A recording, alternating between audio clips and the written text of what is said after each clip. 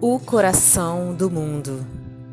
O mundo político e social do Ocidente encontra-se exausto, desde as pregações de Pedro, o eremita, até a morte do rei Luís IX, diante de Tunis, acontecimento que colocara um dos derradeiros marcos nas guerras das cruzadas. As sombras da idade medieval confundiram as lições do Evangelho, ensanguentando todas as bandeiras do mundo cristão. Foi após essa época, no último quartel do século XIV, que o Senhor desejou realizar uma de suas visitas periódicas à Terra, a fim de observar os progressos de sua doutrina e de seus exemplos no coração dos homens. Anjos e tronos lhe formavam a corte maravilhosa. Dos céus à terra foi colocado outro símbolo da escada infinita de Jacó, formado de flores e estrelas cariciosas, por onde o Cordeiro de Deus transpôs as imensas distâncias, clarificando os caminhos cheios de treva. Mas, se Jesus vinha do coração luminoso das esferas superiores, trazendo nos olhos misericordiosos a visão dos seus impérios resplandecentes, e na alma profunda o ritmo harmonioso dos astros, o planeta terreno lhe apresentava ainda aquelas mesmas veredas escuras, cheias da lama da impenitência e do orgulho das criaturas humanas e repletas dos espinhos da ingratidão e do egoísmo. Embalde, seus olhos compassivos procuraram o ninho doce do seu evangelho. Em vão procurou o Senhor os remanescentes da obra de um dos seus últimos enviados à face do orbe terrestre. No coração da Umbria haviam cessado os cânticos de amor e de fraternidade cristã. De Francisco de Assis só haviam ficado as tradições de carinho e de bondade. Os pecados do mundo, como novos lobos de Gúbio, haviam descido outra vez das selvas misteriosas das iniquidades humanas, roubando às criaturas a paz e aniquilando-lhes a vida.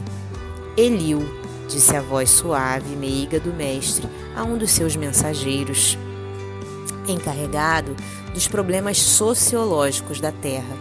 Meu coração se enche de profunda amargura, vendo a incompreensão dos homens no que se refere às lições do meu evangelho.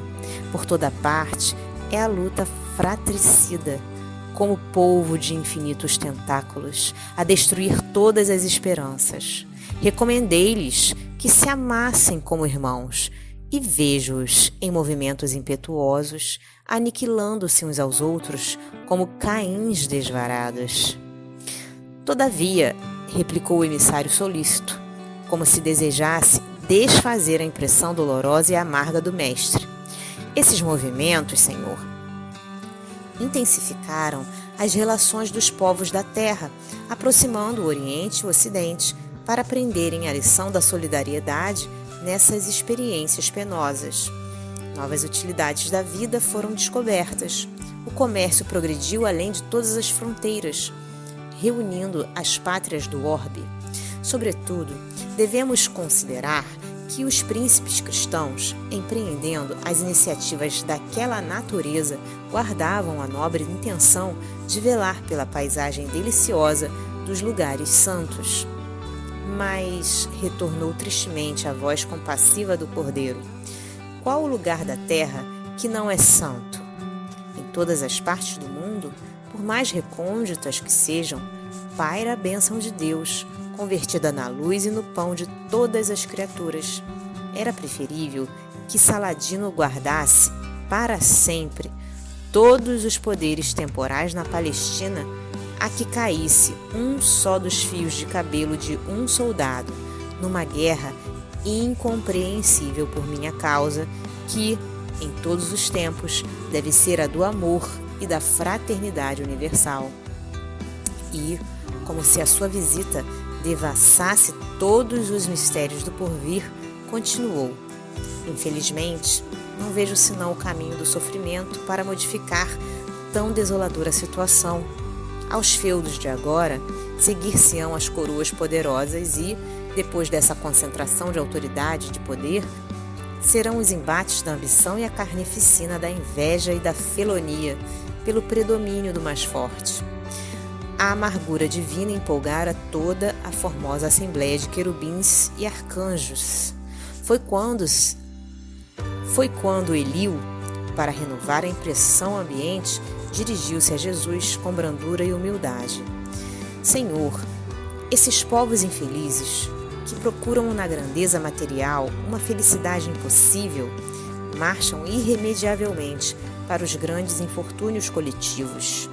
Visitemos os continentes ignorados, onde espíritos jovens e simples aguardam a semente de uma vida nova. Nessas terras, para além dos grandes oceanos, poderíeis instalar o pensamento cristão dentro das doutrinas do amor e da liberdade. E a caravana fulgurante, deixando um rastro de luz na imensidade dos espaços, encaminhou-se ao continente que seria mais tarde o mundo americano. O Senhor abençoou aquelas matas virgens e misteriosas. Enquanto as aves lhe homenageavam a inefável presença com seus cantares harmoniosos, as flores se inclinavam nas árvores ciclópicas, aromatizando-lhe as eterizadas sendas. O perfume do mar casava-se ao oxigênio agreste da selva bravia, impregnando todas as coisas de um elemento de força desconhecida. No solo, eram os silvícolas humildes e simples, aguardando uma era nova, com o seu largo potencial de energia e bondade. Cheio de esperanças, emociona-se o coração do mestre, contemplando a beleza do sublimado espetáculo. Eliú, pergunta ele, onde fica, nestas terras novas, o recanto planetário do qual se enxerga no infinito o símbolo da redenção humana? Esse lugar de doces encantos, mestre, de onde se vêem no mundo as homenagens dos céus aos vossos martírios na terra, fica mais para o sul.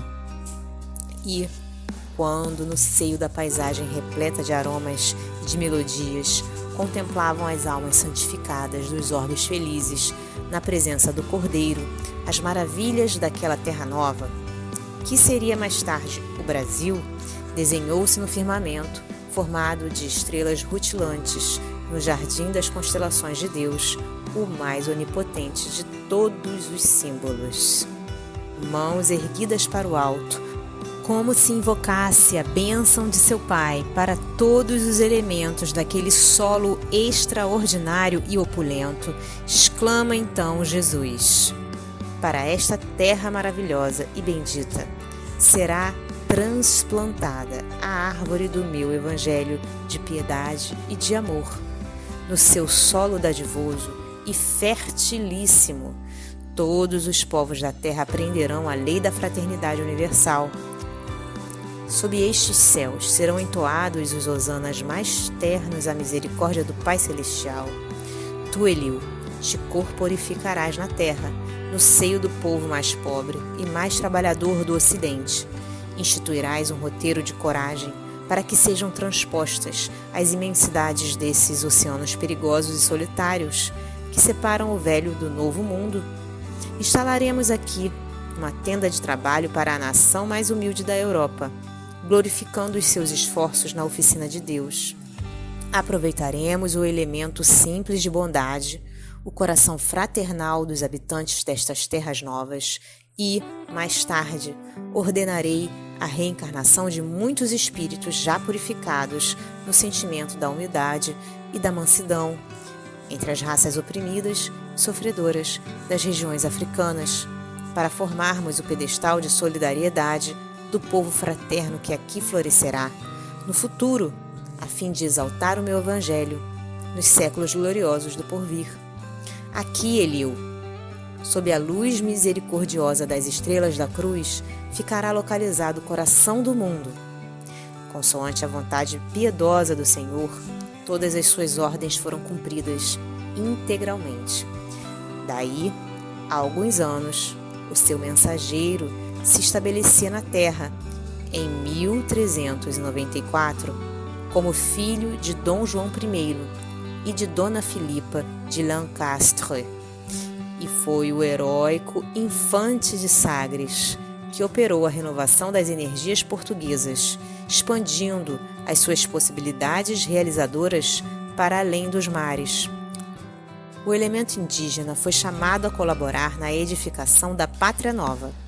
Almas bem-aventuradas pelas suas renúncias se corporificaram nas costas da África flagelada e oprimida e, juntas a outros espíritos em prova, formaram a falange abnegada que veio escrever na terra de Santa Cruz, com os seus sacrifícios e com os seus sofrimentos, um dos mais belos poemas da raça negra em favor da humanidade.